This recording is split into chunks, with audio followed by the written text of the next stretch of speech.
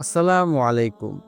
আপনাদের সবাইকে স্বাগতম কোশ্চেন মার্ক টিভির নতুন আরেকটি ভিডিওতে। আমাদের আজকের ঘটনার নাম হচ্ছে এক চা বিক্রেতার সত্যবাদিতা। কোশ্চেন মার্ক কেভি জার্মান বুঝুন শিখুন। একদিন এক ছোট শহরে একজন গরিব চা বিক্রেতা ছিল। একদিন এক ধনী মানুষ তার দোকানে এসে চা খেলেন। চা খাওয়ার পর তিনি ভুল করে তাকে ১০০ টাকার বদলে ১০০০ টাকার নোট দিয়ে ফেললেন। চা বিক্রেতা নোটটা দেখে বুঝে ফেললেন যে এটা ভুল হয়েছে। তার ইচ্ছা হলো টাকা রেখে দেয়, কারণ সে গরিব।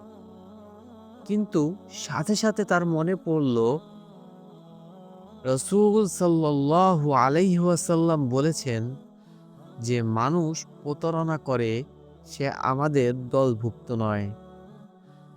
তখনই সে দৌড়ে গিয়ে ধনী মানুষটাকে ধরে বলল, ভাই, আপনি ভুল করে ১০০০ টাকার নোট দিয়েছেন। লোকটা অবাক হয়ে বলল, ভাই, আমি আপনাকে এই সততার জন্য ৫০০ টাকা উপহার দিচ্ছি। চা বিক্রেতা হেসে বলল, আমার রিজিক তো আল্লাহর হাতে, মানুষের উপহারে না।